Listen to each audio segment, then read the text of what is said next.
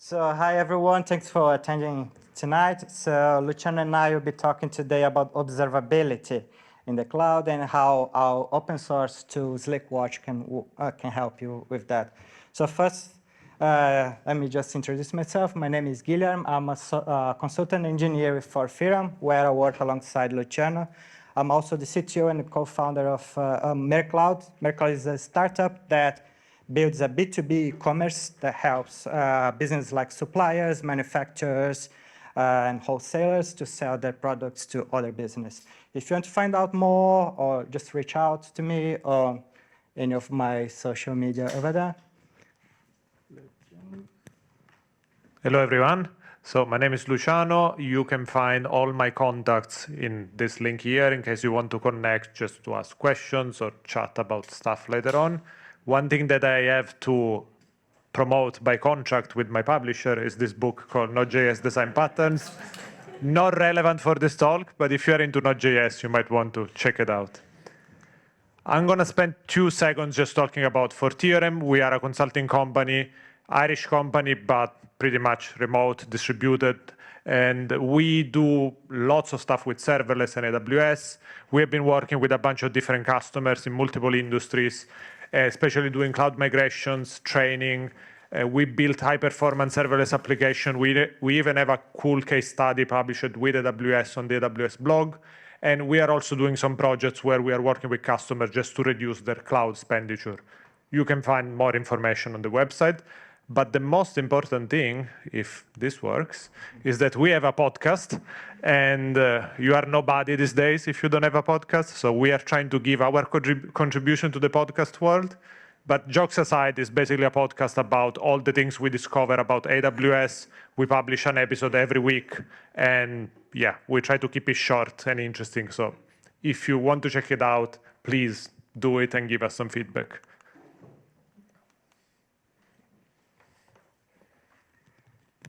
Yeah, so back to me. So today we'll be talking about like a very typical use case when you start building up a serverless application.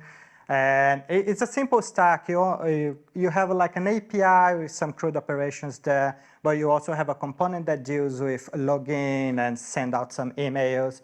And soon you start having multiple stacks, multiple services, and easily you end up on hundreds of resources.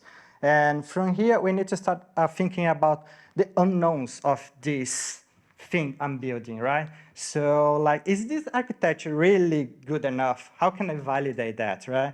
How can we, this is very important, how can we find issues before our users do?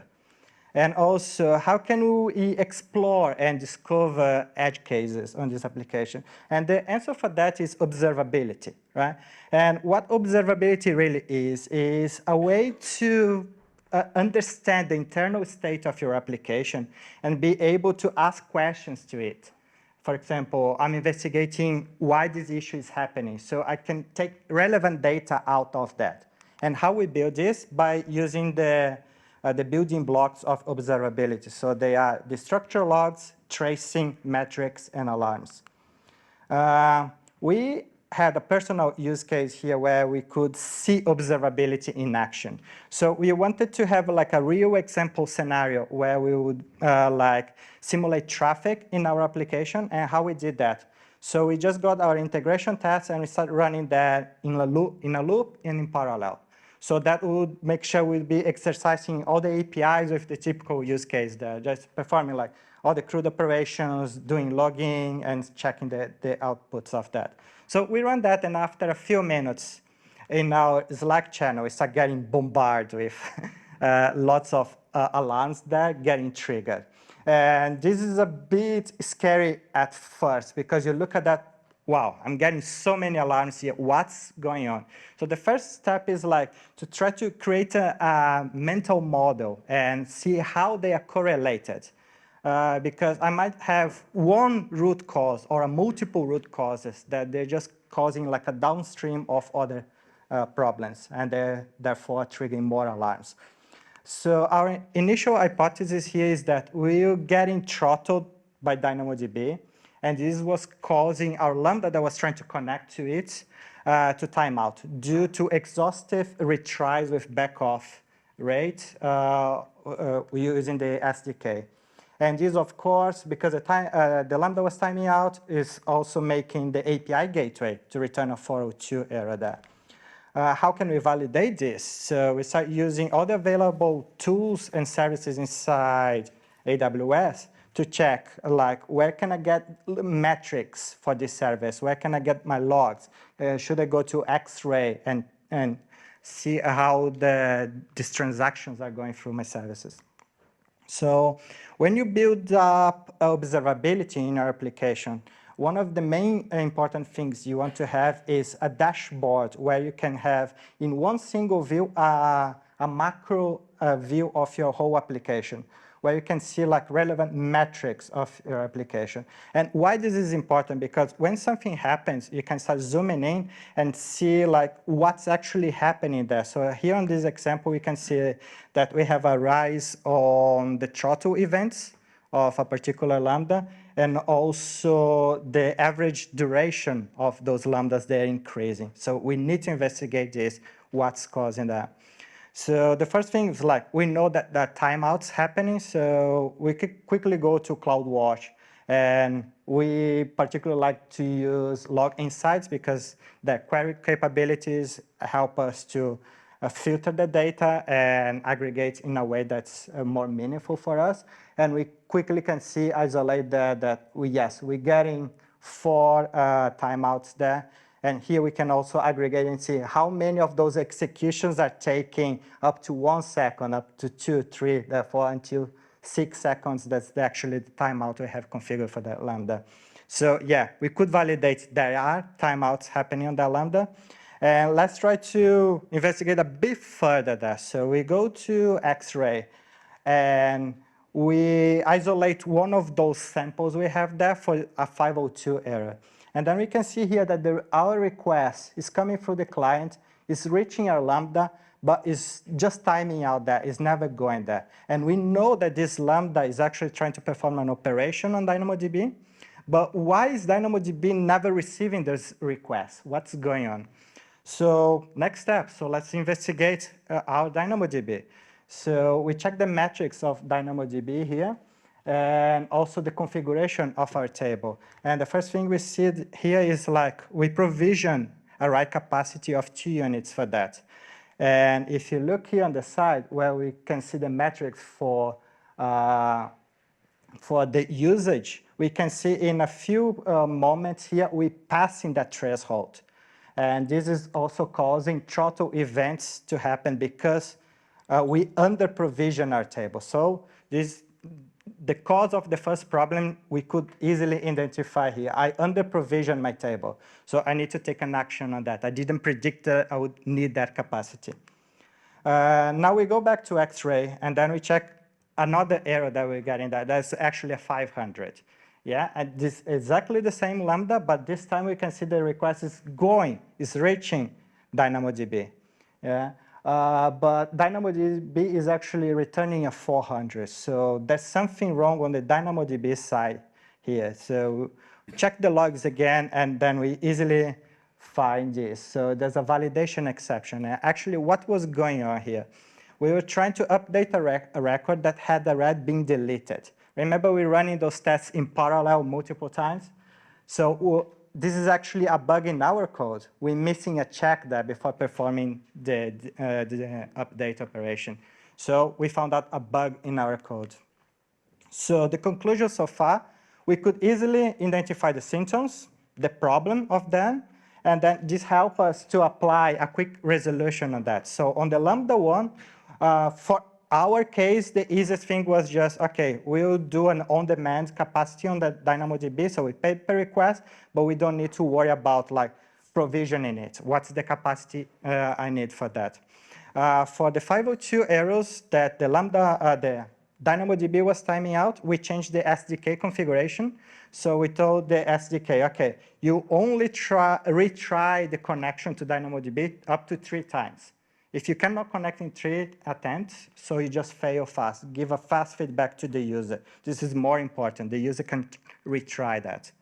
And for the 500 error, yeah, we need to fix our code. That's the resolution of that. So we can compare before and after. So these are the metrics of our DynamoDB table, where we could see the threshold and all the incoming requests here and the throttling that we're getting, and the after. So the after, we don't need to worry about that anymore. So AWS is provisioning the capacity for us there. Next slide. Yeah, so what we learned so far. So with observability in place, we could easily identify and fix most of our problems.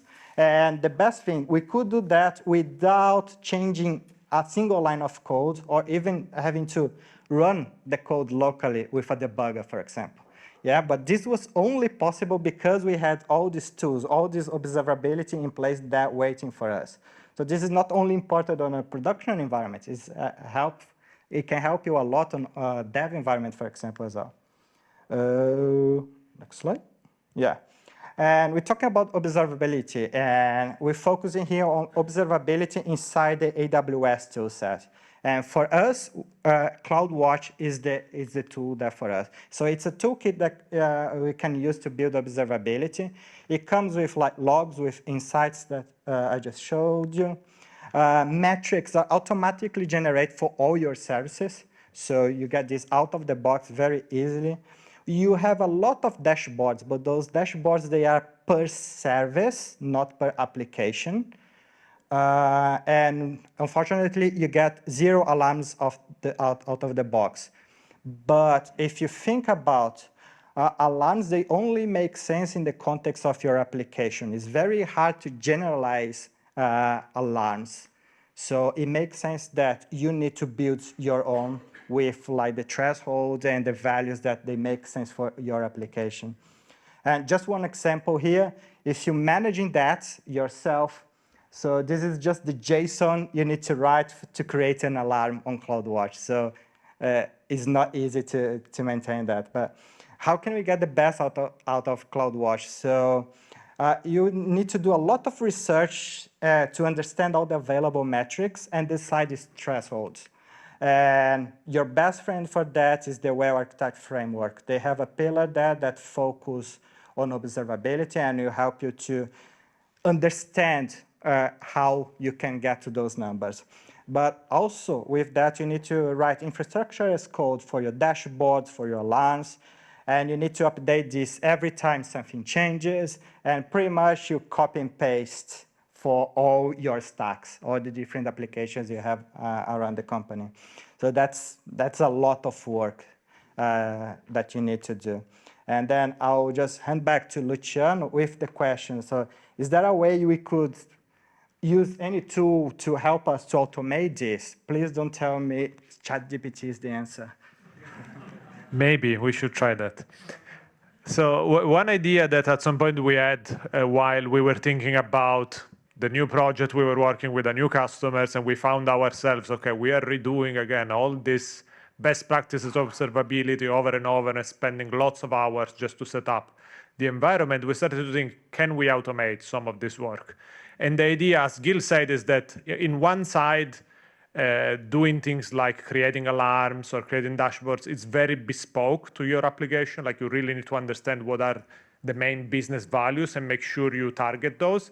But on the other end, there are lots of things that are common across most of the applications. And we will see some examples. But basically, if you use something like SQS, there are certain metrics that you always want to look for. And if they skew a little bit from the norm, you probably want to be alerted because there is something that is going wrong. And this is the kind of stuff that we were finding ourselves doing over and over, the same way for every customer, mostly copy-paste, change something, but yeah, still spending a lot of manual work there.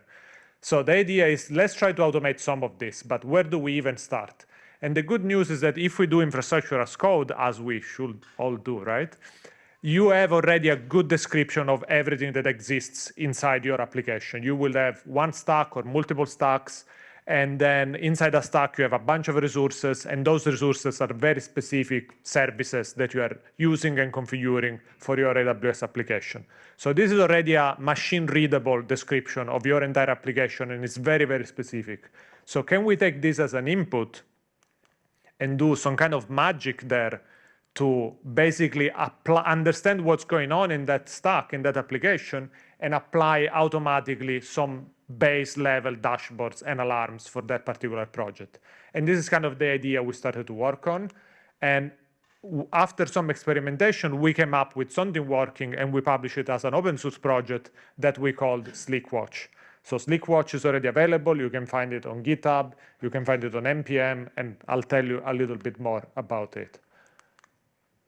So the idea is that how does SLIC Watch works? Basically, when you use infrastructure as code, for instance, by using the likes of the serverless framework or SAM, what you do, you will have some kind of high-level description, maybe you're writing some YAML, but then at the end of the day, these tools are still using CloudFormation. So these tools will compile whatever their interface into a CloudFormation template.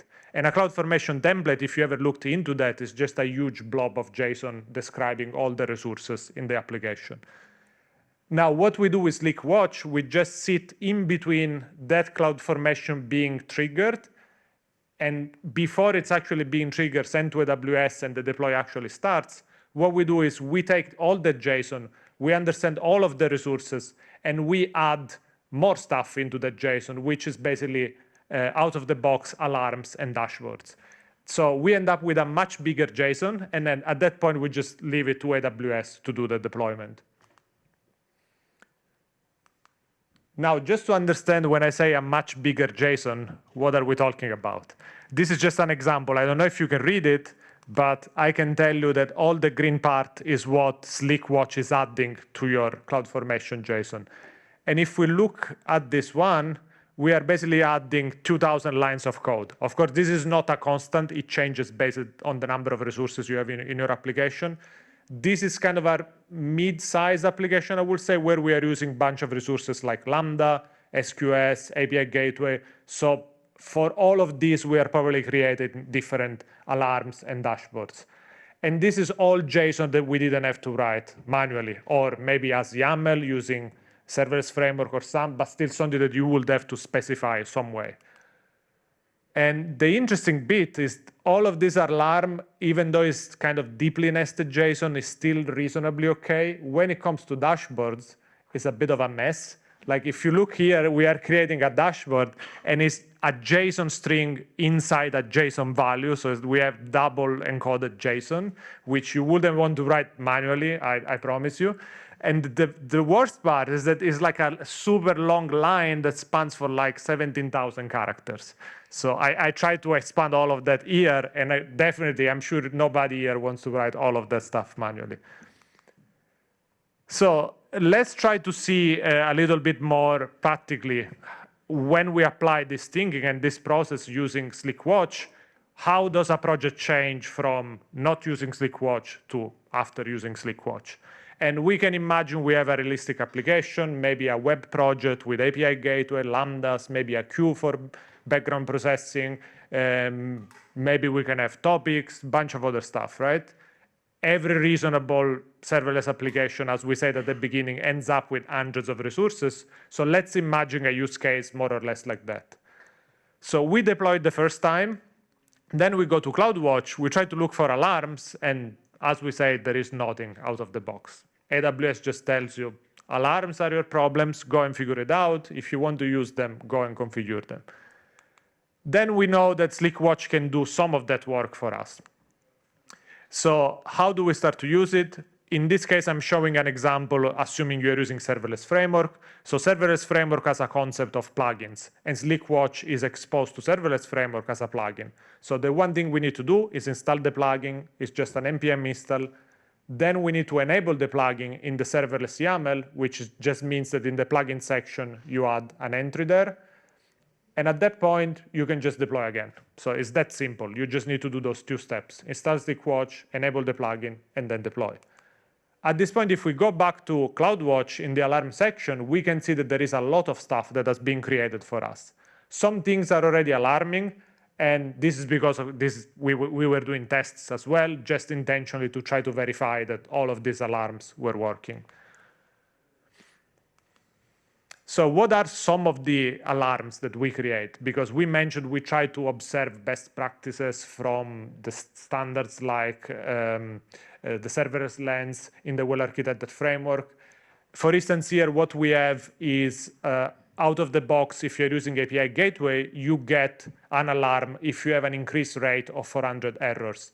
And this is an issue that we actually seen a couple of times in production. And it can happen, for instance, when you create a new version of your application, you change some schema in, for instance, the data that you accept in a request.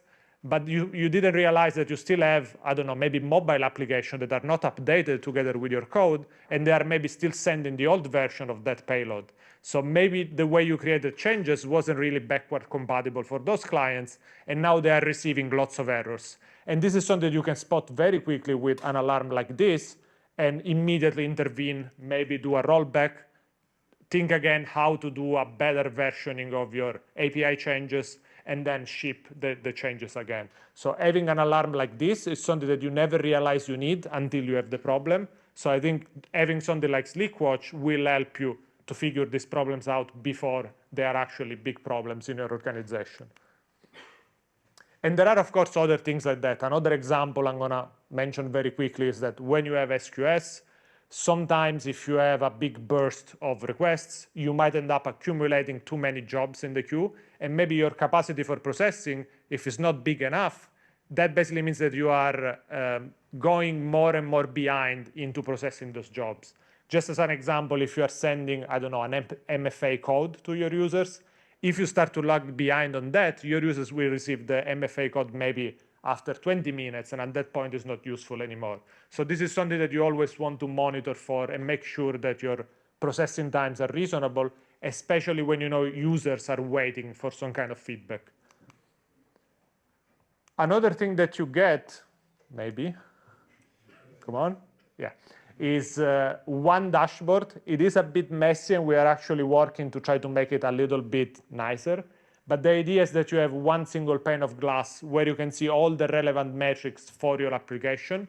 And this is something that you can use when you are investigating a problem to try to figure out if there are correlations. Maybe if you see a spike somewhere and you can see that spike in another service, you can start to correlate, okay, this issue is affecting multiple places. There is maybe a cascading effect, and I need to be conscious that whatever I fix is going to have an impact on different services. And finally, an interesting thing is that you can enable SNS topics, and you can deliver all the alarms to an SNS topic, which is something that enables a bunch of integrations. For instance, if you use something like AWS Chatbot, that allows you to take all of these alarms coming into SNS and deliver them to something like Slack or Microsoft Teams, or you can even integrate very easily tools that allow you to manage people on call for rotations, or incident management tools like, I think here we have Ops Genie, but there are many of them that you can use. So we saw very quickly how to enable and deploy SLIC Watch, and we get lots of stuff by default, but that doesn't mean that your job is done. As we mentioned before, there is lots of stuff that is very specific for your business that you might still need to invest time and do it properly yourself. And also there might be metrics that are not really off the book. Maybe you have cases where certain suggestions that we applied out of the box don't really apply to you as they are in the books, right? You might want to change the thresholds. You might want to disable something. We also have some more advanced rules that are by default disabled, so you maybe want to look at them, and if they are useful for you, you can enable them. So basically what I'm trying to say is that everything you get from SLIC Watch is configurable. And the way you configure it is, for instance, in the case of the serverless framework, just in your serverless YAML, you can pass a bunch of parameters to define all the different thresholds. So just to summarize how to use SLIC Watch, you can start by creating an SNS topic. It's entirely optional, but recommended because it gives you immediate visibility into alarms. Then if you're using serverless framework, you install the plugin, update your serverless YAML, enable the plugin. You might want to do some configuration to tweak the different thresholds, enable or disable certain things. And finally, you deploy again, and basically you get all this observability with literally 2 minutes worth of investment. Now we have an example in our repository of the project that I was describing with a bunch of different resources. So if you just want to play with it without really provisioning in your own real production applications, you can start with that and just see what are the different things that you get. Now you might be wondering, but I'm not using serverless framework. I'm maybe using something like CDK or SAM. What do I do? Can I use SLIC Watch? And the answer is yes. We basically support everything that supports CloudFormation. And there is just a little extra step because you need to provision a custom resource. Sorry, you need to provision a custom transformer, which is available in the serverless application repository. So if you look at the README in the repository, you need to do just an extra step before you can deploy when using CDK or SAM. Now, you might also be wondering, but I do use something like Terraform or Pulumi. Unfortunately, we don't support that yet because it's a lot of work to support all of these different tools. We'd love to see support for that. So if you have an appetite for contributing, this is an open source project. So you are very welcome to start to provide support for these different tools.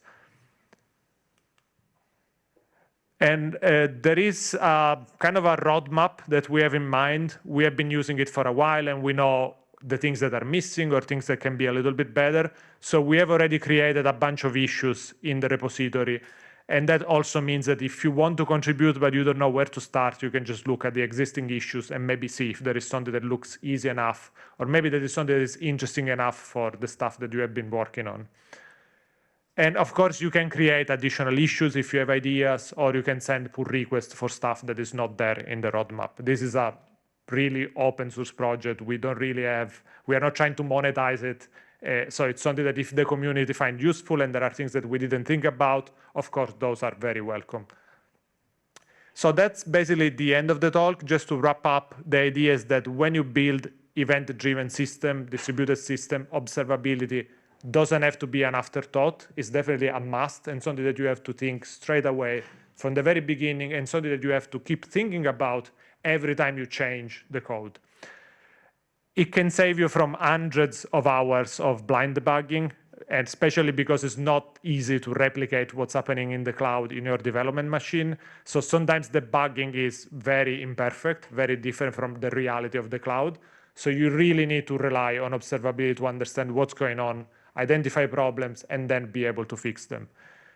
And you can use CloudWatch, but as we saw, CloudWatch is a lot of work. Like really configuring everything can take hours, days, weeks, easily months, depending on your level of skills and depending if you're starting from scratch or if you have templates that you can reuse. So something like SLIC Watch, I think, can put you in a better starting position. It's not going to solve all your problems. You still need to do some bespoke work for the business metrics that are important to you, but it's definitely going to solve 80% of your problem, and then you are left with the 20% of the interesting stuff. So please try it out if it sounds interesting. Give feedback and feel free to contribute. Let's make it better together. Thank you.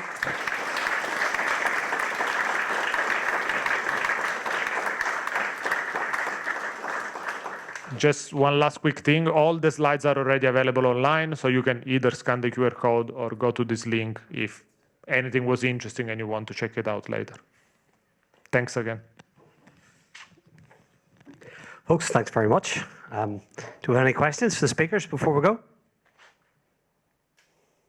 I think you're free to go. It's not fair that we're guessing great. I know. Okay, folks, thanks again anyone's one question? In your end use job, is it a developer's job, is it cloud engineers, or who's actually ultimately responsible for it? Okay, I can give you my view on that, but I think you will get very different answers depending who you ask.